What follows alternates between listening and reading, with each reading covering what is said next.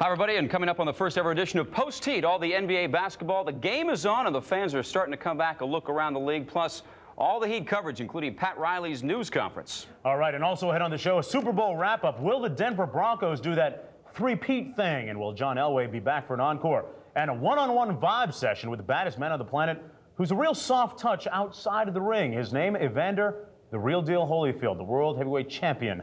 I'm Mark Jones, and welcome to Post Heat. It was an interesting game, uneven at times, but the Heat had a nice fourth quarter, and they come away with their first preseason victory of the season. Yeah, nice to bounce back and even the record at 1-1. We will start things off exactly on the basketball court. The Heat colder than a Pat Riley scowl in their first run against Orlando. The Heat scoring just 67 points in an 18-point loss to the Magic. Two key words to remember about that one, though: exhibition game. Tonight, the fellas from up the Turnpike running one at Miami Arena. The Heat with an eye on the production of Vashawn Leonard, who has to start producing some points at shooting guard. Meanwhile, Ike Austin making his return to Miami, now in a different uniform. We want Rodman. Oh, yeah, okay, well, you can find him at Victoria's Secret. Early in the game, PJ with the miss. Alonzo Mourning with the garbage. 10-2 Heat at that point. Alonzo with a strong game. He had 18 points. Meanwhile, Tim Hardaway with maybe the best post-up game of any guard or small man in the league. The Heat led by 11. Penny Hardaway had 16 points in the first half. This guy is back. He is healthy, and he was on early for Orlando. Terry Porter was a nice pickup for the Heat in the offseason. Porter hits his first bucket as a member of the Miami Heat, and it was 43-38 Miami at halftime. Second half, Ike Austin to Bo Outlaw. Outlaw with a mad freak nasty right on Alonzo and P.J. Brown. Vashawn Leonard, boy, they're looking for some production out of him. He has that stress fracture in his leg, knocks down the jumper there. It was 57-52 Orlando after three. Then late in the game, Penny with the miss, PJ with the board, Hardaway with the good push. Oh yeah, they push it good, real good. Mashburn with the finish on the layup. He had a big fourth quarter, 10 points in the period, 21 in the game overall. The Heat go on to win it by a score of 82-76. Alonzo Mourning chipped in nicely with 18 points and 11 boards, Brad. Mark, a lot of talk about what's going to happen, that production out of the two-guard spot. Obviously, tonight, Vashawn Leonard going 2 of 5, not all that productive. But when you get a game that you get from Mashburn, it makes that two spot not quite as conspicuous. Yeah, some of the alternatives now for Pat Riley is that he's going to have to maybe start looking at Keith Askins and or Dan Marley, maybe get a little size if Vashawn cannot go. And Vashawn might have to decide to do the surgery after all. They have 4 days before they cut down to that 14-man limit. Only he knows how much pain he's in, and it might be more of a detriment right now to continue playing on a stress fracture like that. We'll see. Yeah, we sure will. And they did get some great production out of Jamal Mashburn, a guy who has now rebounded from that thumb injury and had 21 points, 10 big ones in the fourth quarter tonight in the Heat victory. All right. And Tim Hardaway, kind of a tough night for him. He had the dislocated finger at one point, missing 11 shots, so they've got to get him back on track. The big one when it counted. Well, the post-heat has just begun here on WAMI. In just a few minutes, we'll give you a media credential and take you to Pat Riley's post-game press conference. We'll also have the rest of the scores and highlights from the night around the NBA. And a little later on Sportstown, I go one-on-one with the real deal himself, none other than the heavyweight champion of the world, Evander Holyfield. But first up, we're going to take you back to the arena and hear from Dr. Jack and Eric Reed and get together our thoughts on tonight's game. The final score, once again, 82-76. The Heat win. The Miami Heat on WAMI has been brought to you tonight by Budweiser, who salutes America's responsible drinkers, by Citibank, and by American Airlines, proud to be the official sponsor of the Miami Heat. Now, second and final preseason tune-up for the Miami Heat, and they come from 8 points down in the fourth quarter to defeat the Orlando Magic by 6. And good fourth quarter performance for the Heat. After struggling through a 12-point third quarter, Jack, the Heat responded with their best quarter of offense in the preseason. They outscored the Magic in the fourth, 27-15, and they let Jamal Mashburn lead them to the finish line. Yeah, like most Heat wins, Eric, they energized the defense down the stretch.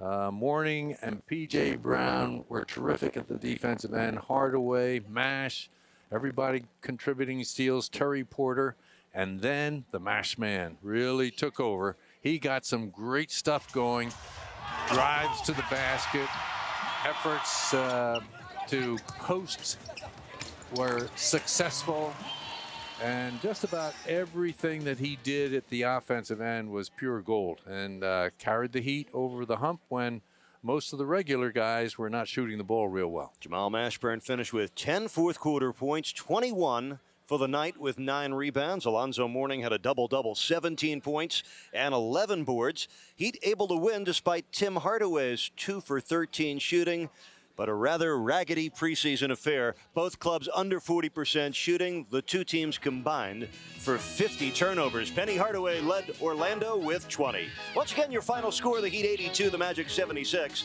Our next Heat game comes your way Friday night, the regular season opener when the Heat take on the Pistons. Coverage underway on WAMI at 7. Stay tuned next for all the sports news on Post Heat. For Dr. Jack, this is Eric Reed. Thanks for being with us. Good night, South Florida.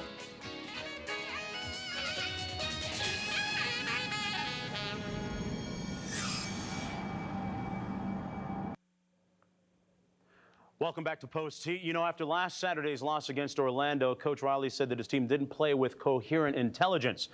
They won 82-76, so you would think that some of his comments would be a little bit more flattering this time around. And as soon as we have Coach Riley's live press conference, we will take you to it live at Miami Arena. Once again, the score tonight was 82-76, the Miami Heat defeating the Orlando Magic. All right. And interesting game, we talked about it, Jamal Mashburn really stepping up big. He's the one guy, the piece of this puzzle this year that needs to be consistent and needs to step up to take some scoring load off Tim and Zoe. Yeah, and you think about where they go from here, an important cut-down date coming up on Friday. But the Heat showing some signs of life, especially in the third quarter and in the fourth quarter tonight, especially Jamal Mashburn, who came through with that big period. And one of the guys tonight we talked about that did not have the great game was Sean Leonard. He went 2 for 5, only 5 points. Here's a look at his game earlier tonight. The Heat getting a little bit of help in the backcourt tonight from the likes of Jamal Mashburn, who played not only point guard, but played the 3 position as well. Sean Leonard hitting his second field goal right there, but they were few and far between. And you have to admire his courage in being able to get out there and play despite the obvious pain. But still, just 5 points tonight. Sean Leonard, though, trying to tough it out. All right, who wants some other hoop around the NBA We do. There were other games, including the new-look Chicago Bulls running against the Indiana Pacers. Michael Jordan, his royal badness himself, picking Indiana to win the whole thing this season. We'll see if they can do it. In Chicago, there is life after MJ, but is it worth living? Tonight, the Bulls taking on the Pacers, one of the contenders for the throne. Ugly first quarter. Randy Brown blows the easy deuce right there. The Pacers kick it out. Reggie Miller, he can't get his mitts around the rock. Miller pushes it up. Another turnover. Not Larry Bird type of basketball. Still first. Pacers take the lead. Ron Harper stripped from behind. Miller to Mark Jackson over to Dale Davis, and he can rock the rim. 18-8, Pacers up by 10. In the second quarter, Travis Best drives it to the rack. Not a lot of defense right there. Hangs goes off the window. 43-30 Pacers at the break. And the Pacers go on to win this one by a score of 89-83. So the Bulls have yet to win in the Tim Floyd era. Tonight, Tony Kukoc did his part, though, putting in 32 points, but the Pacers come out on top thanks to Mark Jackson's 10-assist night. A couple other scores to pass along tonight in the second quarter. Phoenix taking on the Dallas Mavericks, 48-46 right now in favor of the Suns. The Mavs have 5 players that used to play with Phoenix on their team now, and the Utah Jazz, team from the West that has been in the finals the last couple of years, leading the Denver Nuggets with Antonio McDyess in the second quarter by a score of 41-37. And Nick Van Exel at the point guard spot for the Nuggets as well. You know, here on Post Heat, we like to keep an eye on some of South Florida's favorites who no longer call Miami their hometown. Let's hope that Grant Long didn't sell his old crib in Atlanta, though. The Hawks signing him to a contract today. Atlanta getting busy grabbing all the forward beefcake they can get. Long gives the Hawks a little more depth on the front line. This is his second run in Atlanta. The first time around, the Hawks traded him to Detroit to clear cap room for Dikembe Mutombo. Long averaged just 3.5 points a game last season for the Pistons, but he'll get quality minutes serving as Alan Henderson's backup with the Atlanta Hawks. They are building to the future. And other moves, the Charlotte Hornets have told Percy Miller to stick to his day job. Who's Percy Miller? Well, he's better known as the rapper Master P. Make him say, The Hornets gave Miller a tryout, but the dream didn't last long. The Hornets gave him the axe, but don't sweat it for Master P. His regular job earned him over $55 million last year. Wrap to that. Yeah, all right. Post-game reaction. Any matchup was always two-sided. The coach has his view. Players have theirs. Well, we've heard from Pat Ryler. Actually, we'll hear from him in a little while. Now it's time to get out to the guys on the court. Our own Tim Ring is on the job. You have to. Thanks a lot, guys. Joined outside the Heat locker room by center Alonzo Mourning. Alonzo, a little raggedy. We were just talking, but you guys picked it up in the fourth quarter defensively and offensively and got a W at least. Yeah, well, I mean, our defense is pretty much our backbone. And we were fairly consistent with that, but we were stagnant offensively, up and down offensively, And what has it been? 2.5 weeks of practice and preparation, and we got about 5 days. Well, was it 4 days? Before the first game of the season. So we got some work to do. This got to be a good week of practice. We got to get ready. You guys got a nice lift from Mash tonight, though. 21 points, 9 rebounds. Is that the kind of effort not only you expect, but you need from him to make a serious run at the ring? Yes, without a doubt. And we need improvements in all different categories. But consistency from that position, from Mash, is going to be well needed. Because we got to have that 1-2-3 punch. You just can't be that 1-2 punch, me and Timmy. We got to have other guys contributing on a regular basis, and without a doubt, Mash is capable of doing that, and he showed that this evening. Okay, game 1, Friday. Yeah. You talked about trying to get this thing together. Can fans realistically expect a solid midseason type play, or is it going to be a little raggedy and they're going to have to deal with that? Well, they got to come on out first. I want to see it sold out, and I think the energy that they generate, that the fans generate, would definitely help us, without a doubt. But you would definitely see some improvement on Friday, without a doubt. Some things we got to improve on, without a doubt. We got some new guys, and this is really, the first couple of games, organized games that they played. It's been about 8 months, really. It's been about 8 months. So. I think we're not the only team in the league that's kind of rusty. I think a lot of teams are going through this right now, but that's not an excuse. We got a lot of veterans on this team that's been together for a while, and it's just a matter of time. We need a little bit of time, just a little bit, to get things intact now. But we can't take too much time because it's a short season, and we got to come out of the block strong, without a doubt. All right, Alonzo Mourning, thank you very much. Okay, man, thanks. Part of a big Heat win tonight here to finish the preseason 1-1. Alonzo with 17 on the night. Game 1, he says, come on out and see it, and they'll play a lot better. Let's go back to Mark and Brad at the Sportstown post-Heat studios, guys. All right, Alonzo Mourning with Tim Ring in the Anheuser-Busch post-game interview. Coach Pat Riley already probably thinking about the game plan for the Pistons on Friday, but first, his post-mortem news conference. It's better. Did a lot of things better tonight, I think, from a defensive standpoint, and we rebounded the ball, I think, a lot, better, and we did a better job on the offensive boards. From an offensive standpoint, we're just making horrible decisions, with the ball and making too many mistakes. It's going to come down to, getting ready to execute against any kind of defense and sustaining that kind of game where mistakes and missed free throws, won't take away a great effort, which is what we made tonight, I thought. And it's obvious to me that the guys who are in great shape, who came in great shape, will be able to sustain the effort, and the other guys won't. And we're just going to have to keep working and, getting those guys in shape, get them in better condition, and get ready for Friday and get ready for the season. Offensively, after 2 preseason games, this would be about right, but the thing is, this is the last preseason.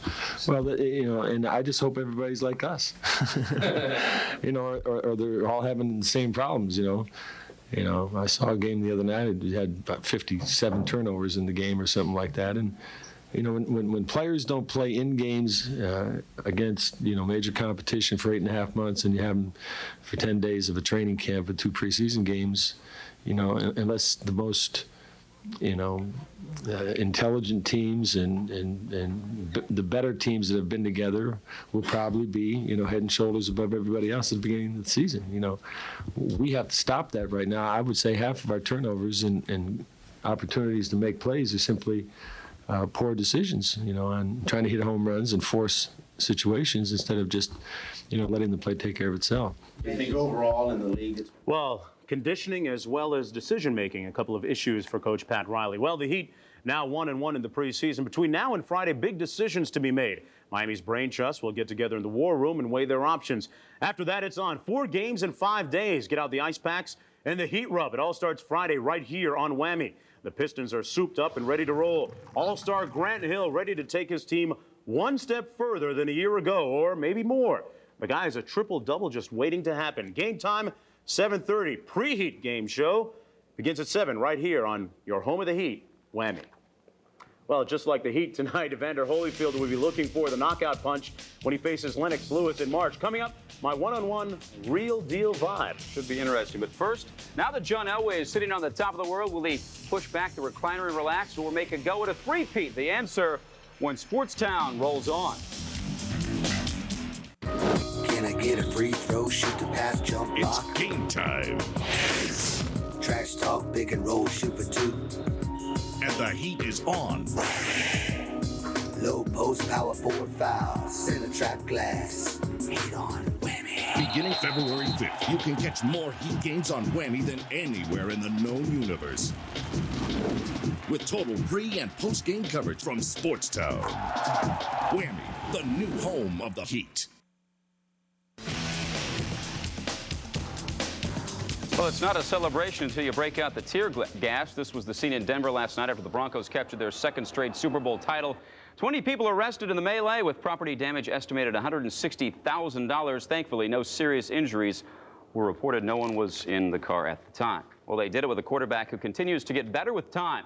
On Super Sunday, John Elway leading the Denver Broncos to their second straight Super Bowl championship. 34-19 the final over the Atlanta Falcons. Elway was superb against the Dirty Birds, throwing for 336 yards, third highest total in Super Bowl history. 38-year-old quarterback spread the defense and spread the wealth. Rod Smith, the main target, had 152 yards receiving and a big touchdown. Elway feeling so confident he calls his own number in the fourth quarter and scores the nail-on-the-coffin touchdown. Score was 34-19, but the gap was much larger than the numbers. Denver was in control from the get-go, giving the Bronco trophy case, bookend Vince Lombardi trophies, and providing that the second time around is every bit as sweet. Each year, your concentration level is trying to get back and trying to win a world's championship. And I mean, anytime you're able to do what we've done this season, I mean, it's something so special. It's really kind of hard to describe, but I think it's always harder the second time. That's why I was so proud of our team. The second time around feels just as good. I was fortunate. I've gone, 4 times I've won Super Bowl rings, and they both, it's been back-to-back twice for me. I feel like the luckiest man in the world. Probably more sweeter than the first one. The first one was good, but to come back and really fight an uphill battle the entire year, from critics and a team, and really having that target on your back the entire year, I think it's kind of tough to repeat. And just as sweet as the win was today's victory parade, sitting on top fire trucks as they wound through the city. So many Bronco fans, you would have thought Denver had never seen a championship in decades. After the parade, the fans were out in full force to cheer on Terrell Davis and the gang at a victory party. The biggest cheers went up for the man of the hour, John Elway, the QB showing his moves off the field. A little air guitar there. That wasn't enough. Doing a little duck walk. Chuck Berry, watch out. Rap video to follow, too. Greatness is all about challenges. John Elway achieving greatness with back-to-back Super Bowl wins, but the challenge of an unprecedented three-peat might be too tempting to ignore, especially after a hyper-competitive Elway decides to come back. Maybe. He was a Super Bowl MVP after connecting on 18 of 29 passes for 336 yards. If he came back and played another season, he could become the first player to win Super Bowl MVPs in 2 different centuries. Last year, he agonized for 4 months. This time, he hopes to make a decision on retirement much faster. It'd be great to come back and three-peat. But also, you're right. It'd be nice to walk away at the level that I'm playing right now. But there's such a fine line, because as a football player, I'll never want to not play football. It's just, it's such a fine line. And I'm one of those guys. I don't want to walk away too late. But I also know that if I play like I played last night, then I can play a little bit longer. So, I mean, there's going to be a bunch of different things that go into the decision. He'll be back. What do you think? Got it. All right, going into a big game like the Super Bowl, everybody knows about the big names, the guys like Elway, Terrell Davis, and Jamal Anderson. But more often than not, it's a role player who steps into the spotlight. It happened once again Sunday for the Denver Broncos. And every year in the Super Bowl, an unexpected player steps up from out of nowhere and helps his team to victory. Last night for Denver, it was a trio of players: Darian Gordon, Byron Chamberlain, and Howard Griffith. And that's one of the great things about this team is that our backups aren't backups. You know, our backups could play anywhere else in the league they wanted to. You know, but for us, you know, they're here and they're helping us immensely. For Chamberlain, his chance came when starter Shannon Sharp went out with a knee injury in the first half. It was the opportunity he had always hoped for. Some of the scout team guys, practice squad guys came up to me and said, "Oh, Shannon's hurt, man." I said, "Well, hey, it's my turn. It's my opportunity." Gordon was in the right place at the right time, intercepting 2 passes deep in Denver territory, returning them for a Super Bowl record 108 yards and setting up a pair of Bronco touchdowns. The first one, Keith Taylor tipped the ball, and I was able to have a good break on it. The second one, it was a route that Andre Rison had beat us on early in the year, so I was looking for that route as well. And, you know, Chris Chandler threw it right to me. Griffith spends most of his time opening up holes for league MVP Terrell Davis. Last night, his dreams of scoring a Super Bowl touchdown came through twice. Well, actually, when we came out to the field yesterday, I guess it was yesterday, we went, actually, Terrell and I walked down to that end zone, and we actually simulated the play. And so it was one of those things that we believed in and made it happen. Winning teams receive contributions from everyone on the roster, from the stars to the backups. And that's what separates the champions from the runners-up. That's what it's been all year long. You know, different guys stepping up at different times. And, you know, throughout this year, everybody on this defense has stepped up and made plays. And that's what it's all about. But don't be fooled. Just because you play the game of your life in the Super Bowl doesn't guarantee future success. Just ask 96 MVP Larry Brown and 97 MVP Desmond Howard. You know, the Falcons were the NFL's best in turnover ratio, an important number. Ironically, turnovers killed them yesterday. 3 interceptions and 1 fumble. Not to mention Mr. Automatic, Morton Anderson missing a 26-yard field goal, and Jamal Anderson not getting the first down on a short 4th and 1. What started as a dream ended as the Dirty Birds' worst worm and nightmare. Chris Chandler picked the worst night to have his worst game of the season. Chandler suffered 3 picks in the 3rd quarter alone. And whether you're a fan or not, you have to feel for Dan Reeves, the coach of the Falcons. He's now lost his 4th Super Bowl. And add that to insult and injury, he lost to the man who he says stabbed him in the back in Denver, Mike Shanahan. They were beaten by a better team Sunday, and it sounds like the Falcons knew it. Lose the Super Bowl. I keep saying it every time I lose a Super Bowl, just to keep busting our butts, man, and be thankful for this chance that we had to play in the Super Bowl. First one in the Atlanta Falcons history, and that's something to be proud of. And we just never could get going. You know, we blew a lot of opportunities early. You know, defensively, we couldn't come up with the big stop. The offense couldn't put the ball in the +20. We just couldn't make it happen. But it was a good year. It was a good year. Unfortunately, we just couldn't win that trophy and have that ring. Sure, Super Sunday turned into a super downer for Atlanta fans, but in spite of the major disappointment, the Dirty Bird faithful showed up to express their appreciation for a thrilling season. The Falcons forging a road to the Super Bowl for the first time in franchise history, still doing that bird. And on the streets of Miami, they seem to outnumber Denver fans by about 3 to 1, Brad. Yeah, that they did.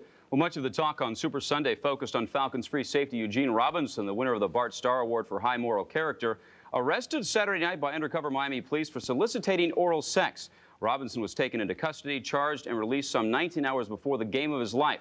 Robinson, one of 25 men arrested in the sting operation. The misdemeanor charge carries a maximum jail sentence of 60 days, but first-time offenders usually receive a fine and some community service.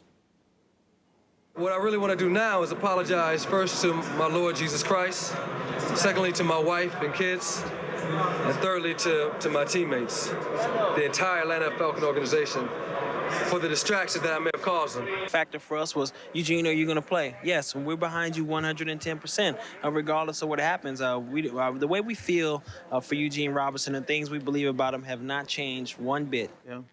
He still hasn't been convicted of anything. You bring up a good point. A lot of people sort of, especially in the national media, charged and a little rush to judgment. Exactly, so we shall see. All right, coming up, who won the game during the game? That's right, the battle of the commercials. We'll have that answer.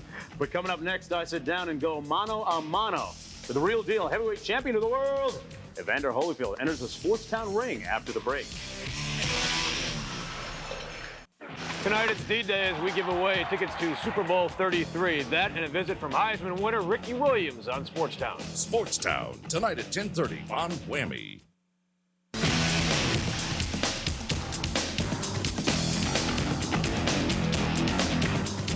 Welcome back to the show. You know, one guy the Falcons could have used on Sunday, Evander Holyfield, the heavyweight champion of the world. Imagine the damage he'd do to offensive linemen if head slapping were still legal and allowed.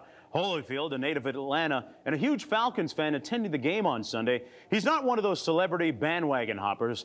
This guy is a real fan. He's been to a Falcons game pretty much every week, or at least a few every year, and at one point considered offering and buying ownership in a football team. Now, Holyfield is the biggest paradox in boxing. Now, here's a guy who will go upside your head with a right hand and at the same time forgive Mike Tyson for biting off his ear. Holyfield is the, well, anti-boxer. No posses or bodyguards or pimp daddy suits in the wardrobe. I had a chance to vibe with the champ and, among other things, asked him about his legacy that he'll leave behind when he exits the ring. I truly believe that what may, within my mind, take people another level is how did you inspire the people to want to be the very best they can be in your performance? And, you know, not so much to inspire the people to box, but inspire the people to be winners. Do you think that in finding and in fighting Mike Tyson, the 2 times that you fought him, you finally found that one opponent that raised your level in the ring? Mike Tyson was what you would call the people champion, because Mike Tyson is the one that people just said no one can whoop. Just as you would say George Foreman was probably to Ali. You know, George Foreman was a guy that somebody was indestructible. Right. Ali whooped him. Same thing with Sonny Liston. You know, these are what the people was able to see and say, he ferocious, he mean, and no one can whoop him. But people don't realize the history shows that the smartest man is the one that dominates. And the one thing that I always notice about you, Evander, is that you walk around, you're very jovial, you're a very pleasant, very approachable person. You seem to be one of the few boxers throughout the course of time that comes off as that way, that is a people's champion in his own right. Well, you know, it's the love that I have. I mean, you know, the love is God. The love is God, meaning that I'm a man just like the next man. I'm good in boxing, you know, as you're good in journalism and things like that. But I don't think I'm better than you, no more than I'm the best in what I do, because this is what I trained to be the very best at. And I'm able to see people and whatever they do for a living and being able to respect them, because if you get respect, you get respect. And, you know, we all people and we need each other. Mike had a few outbursts, a few emotional outbursts leading up to the fight. One of them was well publicized. He had on TV. You have a problem? Turn off your station. You know what? I think we'll end the discussion right now. Then we could. Off. What do you think about that? Do you think he's over the fact that his temper still might be a bit of a problem? That he still may be prone to having an outburst in the ring? Well, I think Mike used it against himself because you know, in boxing, we are the most controlled, temperamental people that is, because we have to box and be able to think under them pressure. And once he realized that, you only hot hitter because you choose to be. And you know, I don't see it as a weakness. I see it as he do it because he can get by with it. But hopefully at some point in time he realized that you need to change it because you're making things a little harder on yourself than it have to be. When was the last time you spoke with Mike? Last time I spoke with Mike, we was in New York. We were staying at the Trump Hotel, and you know, he spoke and said hello, and I said hello like that, and everything was okay. People who temperamental, they temperamental all the time. He's not like that. He chooses to do it when he wants to, and he'll catch up with me eventually if he don't stop. Do you like Mike Tyson? Well, I like him as a person, but a lot of his ways I just really dislike, because these are the ways that are gonna trap him. I want to play a little word association. I'll say a word, and you give me a one-word answer to it. Miami. Hot. Basketball. Bulls. Michael Jordan. Super. Muhammad Ali. I would like to say great, but you know, only one great is God. Evander Holyfield. Pleasant. Holyfield with an upcoming fight against Lennox Lewis in March at Madison Square Garden. You know, his charity is unmatched. He lives in a mansion outside of Atlanta, some 40,000 square feet, and he opens it up for children to see as motivation so they can achieve their dreams too. And by the way, I'll take Holyfield, Brad, in 10-round decision over Lennox Lewis coming up. 40,000 square feet. Maybe we can get a room. Yeah. All right, we know who won last night's battle, or do we? Well, the war on Madison Avenue is just beginning as the Ad Kings fight it out for the best Super Bowl commercial. That pitch plus a Marlins trade after another Sports Town trivial question.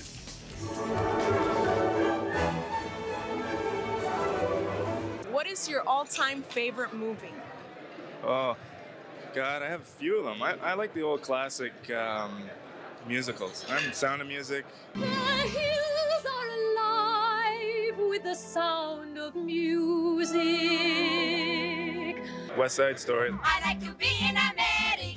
Seven Brides for Seven Brothers. Do you ever wish that sometimes you could just break out into song? I do. I am 16, going on 17. You are 16, going on 17. And welcome back to the show. Mark Jones along with Brad Steinke. The Heat win it tonight by the score of 82-76 over the Magic. Send it back out to the arena. Tim Ring has more. Interview with Vashawn Leonard. Okay. Thanks, guys. Back inside the Miami Heat locker room with guard Vashawn Leonard. Vashawn, you've given that leg a couple of preseason games now. Give us a little bit of an update. How does it feel and how effective and what kind of percentage are you out there? Well, it feels pretty good. You know, I've been playing like 20 minutes for the last couple of games, so, you know, it feels pretty good when I'm out there. What are the biggest concerns right now as far as what you're able to do? Is there anything that you're kind of hindered on right now? Well, it's pretty much, you know, trying to take off, you know, and planning on defense. But, you know, I think it's getting a lot better, you know, from the machine and all the stuff that I had done to it. Vashawn, is it a done deal right now? You're going to go this way, or are you still going to give it some more games and then kind of reevaluate the situation? Well, I'm going to go as long as I can go. And, you know, when I'm done, then, you know, I let coach know. What is your teammates and coaches? Obviously, they feel that as long as you feel you want to go, they're going to support that decision. Is there ever going to be a point where you say, if I'm hurting the team more than helping it, I'm going to go under the knife and get this thing taken care of? Well, I haven't been hurting the team, and you know, as long as I'm coming out and doing what I have to do. You know, I'm a veteran now, so I know how to go out, and you know, I know the things that I have to do in order for me to be on the court. Vashawn, what do the doctors tell you? Can this thing, if you continue to play on this thing, can it heal properly? Yeah, it can heal. I mean, there's nothing wrong with it right now, but after the season, then I have some work done to it. All right, Vashawn, thanks a lot for taking some time. We appreciate it. Vashawn Leonard in the Heat locker room. Let's go back to Mark and Brad at the WAMI studios, guys. All right, thanks a lot, Tim. Football season's over. Basketball has just begun. Can baseball be far behind? It can come quickly enough for the Florida Marlins. Today, they made another deal to pick up some young talent, sending minor league pitchers Mark Johnson, Todd Noel, and Eddie Yarnell to the Yankees in exchange for power-hitting third baseman Mike Lowell. The deal is a homecoming for Lowell, who graduated from Gables High and FIU. You know, for some people, it's as much as part of the Super Bowl as the game itself. I'm talking about the ads, those 30-second mini movies that cost a sponsor $1.6 million a run. Now, this year, a so-so crop of creativity. Lots of beer ads. A little skin from Victoria's Secret got one gender group excited. Computer companies dropped some cash. Car spots getting all the mileage they could. But the only way to determine a winner was to hear from you, the public, who goes out and buys these products. And here's what you had to say. Take a look at the poll. Budweiser frogs, 30% said that was their favorite ad. Victoria's Secret, 17% wanted to go out and buy some stuff for Valentine's Day. The Budweiser lobster, the one that backed out of the place with a lobster and claw. And then, of course, the ever-popular World Wrestling Federation got 14.3%. All right. Well, that's going to wrap up another historic night here on WAMI. Hey, the Heat is on, and we're going to be with them all season long. The season opener against the Pistons will start us off. Make sure you're with us on Friday. That's right. Tomorrow night on Sportstown, the hits keep on coming. Marlins pitcher Alex Fernandez will join us on Lincoln Road. Find out his thoughts about the upcoming season. The final buzzer has sounded. We'll catch you in 23 hours and 30 minutes. So,